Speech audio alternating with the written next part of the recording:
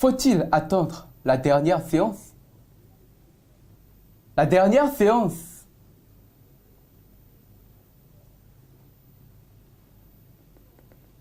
La dernière séance, c'est...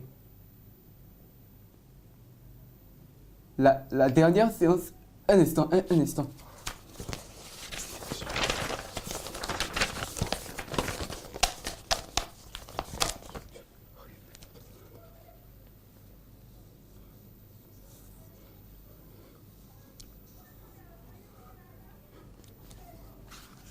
La dernière séance, c'est... En fait, il ne faut jamais attendre la dernière séance. L'aléa est le propre de l'existence humaine. Il nous guette à chaque instant et rend l'incertitude certaine. Alors, si nous n'avons déjà pas le contrôle sur les événements, il ne faut surtout pas créer des tribulations évitables. Or, attendre la dernière séance, c'est-à-dire le dernier moment, revient à accroître considérablement le risque de survenance de l'aléa et donc de rater l'objectif.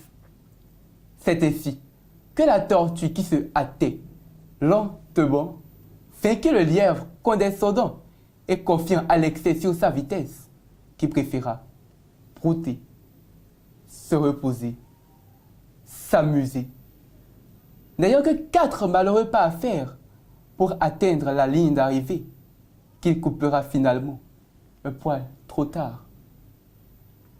Attendre le dernier moment pour agir peut donc participer d'un engourdissement des sens et de la volonté, ainsi que d'une baisse de vigilance fatale. C'est sur cette même lancée que, se soustrayant à cette impréparation, le sélectionneur des Bleus, après avoir choisi les 23 joueurs pour la Coupe du Monde en Russie, a pris le soin de mobiliser 11 réservistes, c'est-à-dire une équipe entière, qui devront se tenir prêts à remplacer valablement leurs coéquipiers en cas de pépin. Il n'a donc pas attendu la dernière séance d'entraînement pour parer en cas de blessure éventuelle au plus pressé en convoquant des joueurs déjà en vacances et démobilisés.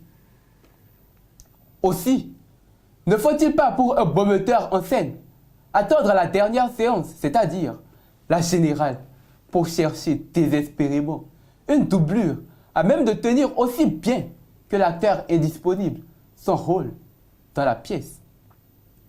La préparation et la prévoyance peuvent donc nous permettre, sinon, d'éradiquer l'aléa, de le confiner et de le réduire à sa plus simple expression.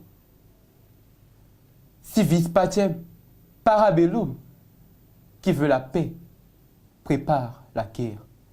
On n'est jamais assez prudent. Les Polonais l'auront appris à leurs dépens.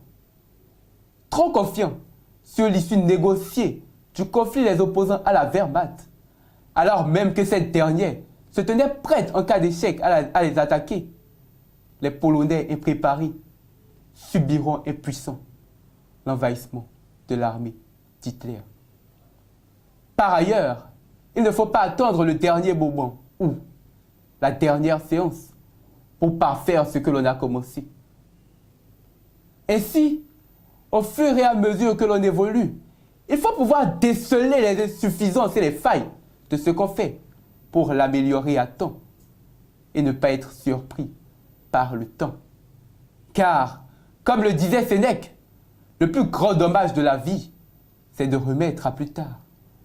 Le chemin de plus tard ne menant qu'à la place de jamais. Toutefois, si certains ont fait de la procrastination un mode de fonctionnement comme Steve Jobs, il faut relever que la prudence est mère de sûreté, tout en rappelant que celui qui va loin ménage sa mouture. Mr. Khan n'a-t-il pas eu raison de Dr. Strauss par l'entremise de Nafissatou Diallo qui a sanctionné la procrastination récurrente de l'annonce de la candidature au présidentiel de Dominique? Il ne faut pas s'y prendre à la dernière minute pour espérer passer in extremis, car la sérénité dans l'attente a la vertu de permettre de voir venir et d'envisager maintes hypothèses. Aussi, à force de jouer au funambule sur le fil du rasoir, on finit par perdre l'équilibre et tomber dans le vide.